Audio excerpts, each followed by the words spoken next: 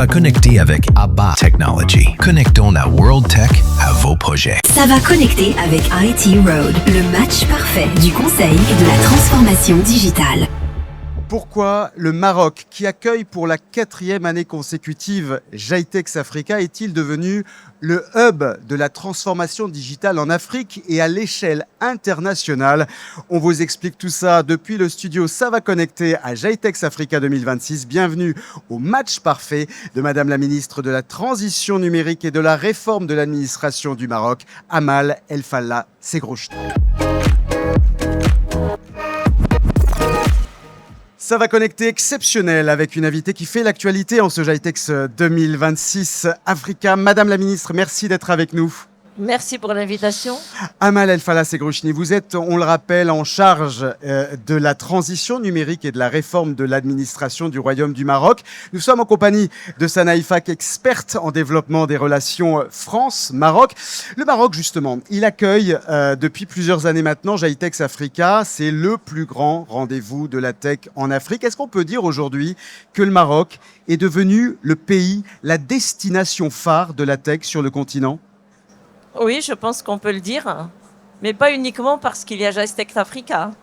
C'est un événement parmi plein d'autres. Et le Maroc a une crédibilité technologique, scientifique, en termes de talent, qui fait que ça devient une vraie destination de la tech. Alors, GITEX Africa est une très belle vitrine. Mais c'est une vitrine. C'est le point d'orgue, on va dire. C'est voilà. Une vitrine. Exactement. Il y a l'ouverture vers l'Afrique, mais pas seulement. Vous le soulignez, le Maroc semble être devenu la plateforme de convergence entre l'Afrique, l'Europe, le Moyen-Orient, les Amériques en matière d'investissement, de développement technologique. Quels sont justement les atouts du pays pour faire converger autant d'intérêts et, vous le soulignez aussi, de talents? Alors, le pays, de façon ancestrale, est un pays qui fait le pont et le lien entre les différents continents qui l'entourent. Et cette tradition n'a pas tari avec le temps, avec les années, avec les siècles. Et le Maroc continue à être une terre d'hospitalité, qu'elle soit culturelle, qu'elle soit technologique, qu'elle soit sociale. Donc lorsqu'on vient au Maroc, la première chose qui nous frappe, même nous, Marocains, quand on revient de loin, c'est cette quiétude, cette stabilité, ce savoir-vivre et ce savoir-être marocain. On en témoigne, hein. On en témoigne. Et donc, la technologie n'est qu'un pan parmi d'autres de cette hospitalité marocaine et de cette vision royale qui vient renforcer le capital humain, la stabilité sociale, et aussi l'ambition du Maroc pour continuer à rayonner dans son environnement. Sa Majesté, le roi Mohamed VI, a fait du développement numérique une priorité nationale qui se trouve enchâssée dans cette stratégie Maroc Digital 2030, lancée, on le rappelle, en septembre 2024. Elle vise à la fois cette stratégie, le développement économique, social du royaume, mais aussi une diplomatie, et vous le disiez à l'instant, une diplomatie numérique sud-sud portée par le royaume. Arrêtons-nous d'abord, si vous le voulez bien, sur les enjeux domestiques. Il y a 2 axes stratégiques majeurs qui ont été posés: digitaliser les services publics et dynamiser l'économie numérique. Sur la digitalisation des services publics, est-ce que le chantier est à vos yeux suffisamment avancé, en tout cas selon les prévisions qui avaient été fixées il y a 1 an et demi? Alors, bien sûr, il y a 2 choses que la stratégie Maroc Digital 2030 met en exergue.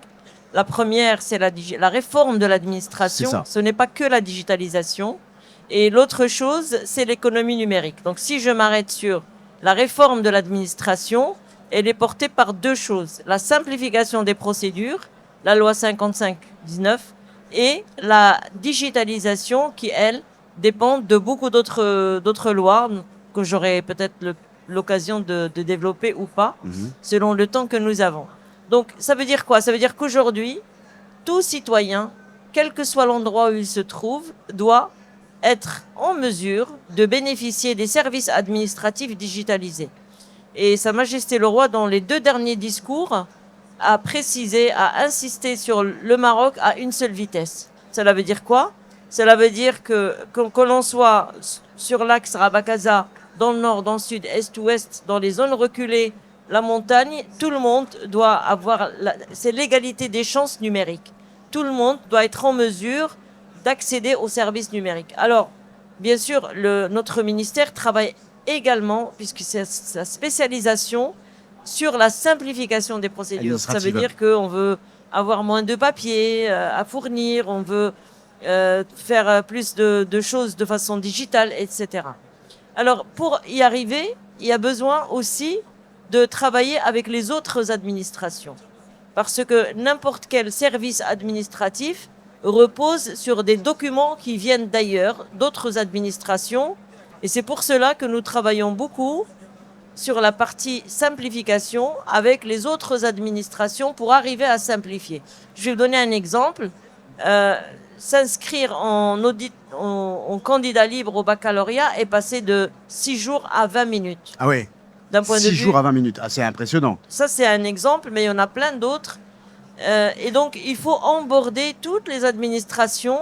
Et bien sûr, nous, notre cœur de métier, en tant que réformateur de l'administration, c'est aussi de simplifier les procédures d'un point de vue procédure.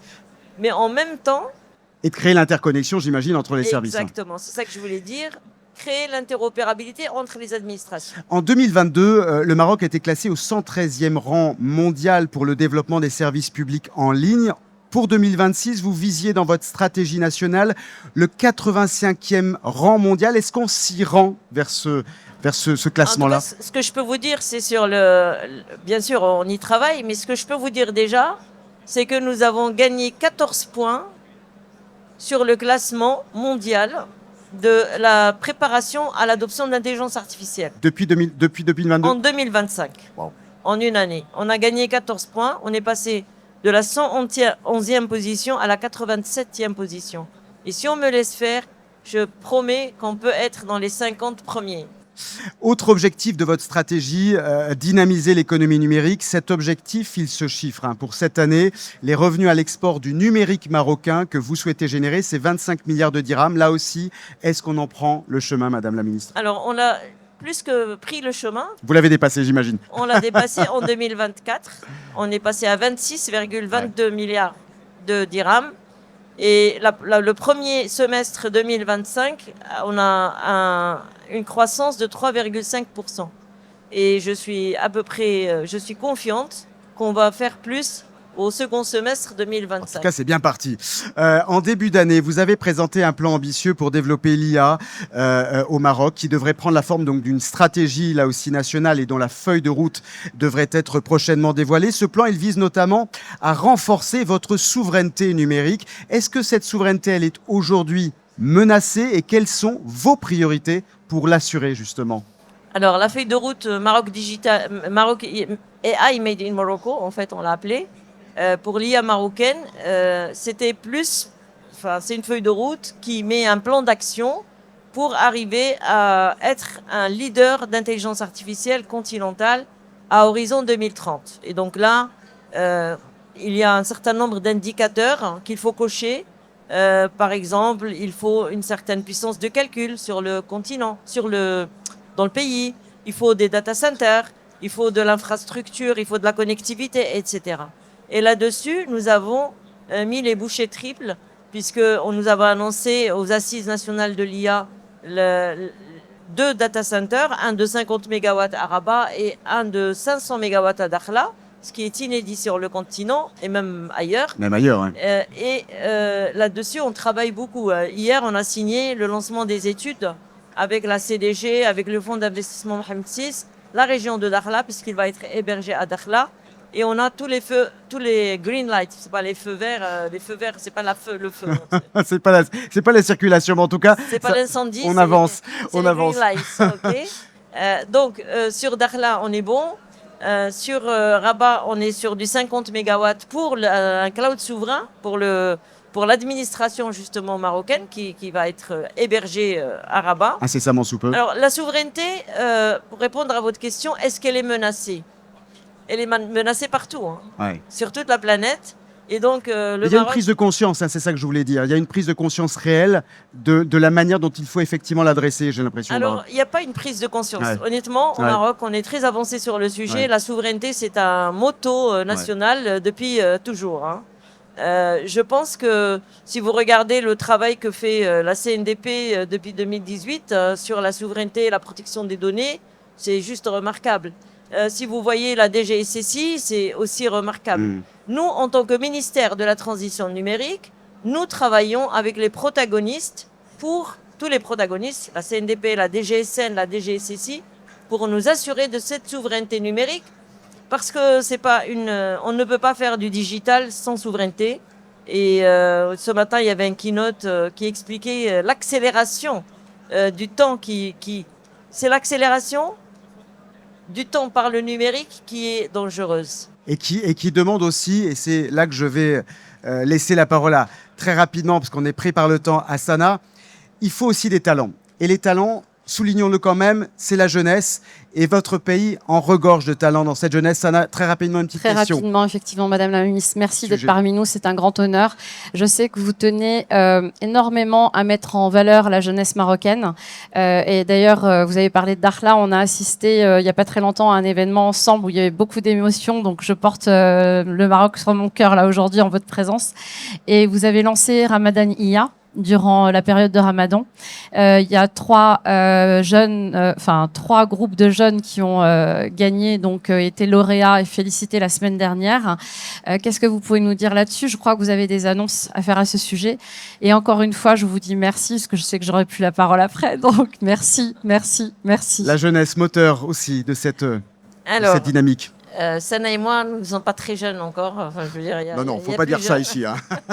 Personne ne pense ça. Il y a beaucoup de jeunesse autour de nous.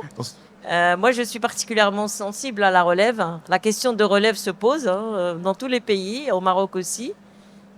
Nous avons une jeunesse talentueuse qui peut faire beaucoup de choses pour le développement du pays.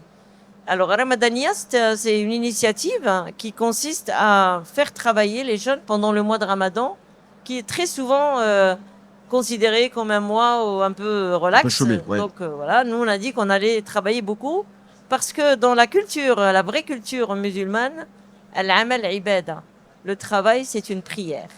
Et donc pour nous c'était très important de connecter la notion de responsabilité à travers le travail et l'innovation et la créativité. Et c'est ça que nous avons mis en place pendant le mois du Ramadan et ça a marché mais de façon qui a dépassé nos attentes. Et avec des projets qui venaient des quatre coins du pays, assez remarquables. Donc ça, c'est effectivement une initiative. Chaque week-end, j'ai fait une région du Maroc. J'ai fait Dakhla, j'ai fait Merzouga, j'ai fait Tanger, j'ai fait Rabat, j'ai fait Kenitra.